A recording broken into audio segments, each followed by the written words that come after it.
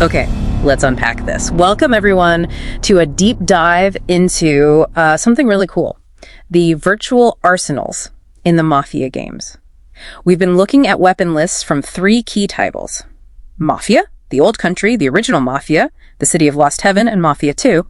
Our mission really is to see how these weapons evolved, what they tell us, and, how they help build the unique vibe of each game. It really is fascinating. You see, despite the different settings, there's a core identity there, weapon-wise. Like, let's talk about the enduing tools first. Some things just stick around. Across all 3 games, you pretty much always find some version of the Colt 1911 pistol. Right, the M1911, the Colt 1911, 1911 Semi, it's always there.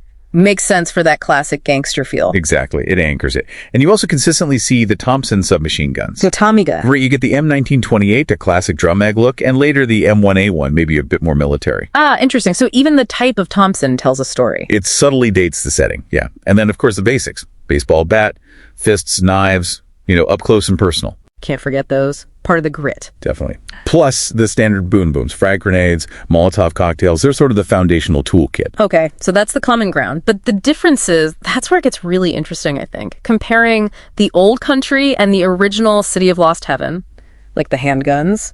Old country has the Mauser C96, Browning high power, Luger P08, very sort of early 20th century, maybe European. Yeah, distinctly so. And then City of Lost Heaven shifts. You get the Colt Detective Special, the S&W Model 27 Magnum, the Model 10, more American police and gangster staples, perhaps? That makes sense. It immediately signals a different place, a different context. What about long guns? A similar shift there. The old country gives you the M1 Garand. But City of Lost Heaven uses the M1903 Springfield rifle instead. Though interestingly, both keep the Mosangan. That rugged bolt action seems to fit both worlds. And shotguns. I noticed the old country had a specific Remington Model 870. It did. Whereas City of Lost Heaven just calls it a pump-action shotgun. A bit more generic, maybe. But both still have the double barrel and the sawed-off.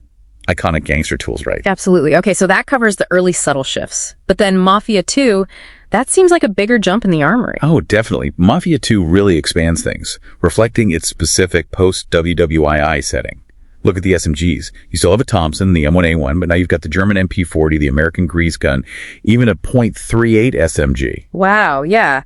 That immediately screams a different era. Surplus weapons, black market stuff, maybe? Exactly that kind of vibe. It grounds Vito's story in that specific time. And it's not just SMGs. Mafia 2 adds rifles like the German K98. And heavy weapons. The MG42 machine gun makes an appearance. Whoa, an MG42. That's serious hardware. Completely changes the scale of potential combat. It does. And new pistols, too. Like a basic .38 revolver and a Magnum. But it's those German weapons, the MP40, K98, MG42, that really hammer home the historical context. These aren't just random guns.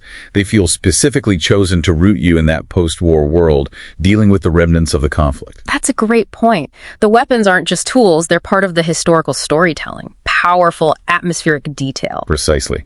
So our game design can be really clever and subtle. So wrapping this up then, we've seen this journey through the Mafia arsenals, the constants, the subtle shifts, the big leaps, and what this deep dive really shows, I think, is how much thought goes into selecting which gun appears. It's not just about damage stats. Not at all. It's about crafting that historical feel, making the world believable. These specific models, they connect you, the player, directly to the time and place. Yeah, they immerse you without needing a text box explaining the history. Right.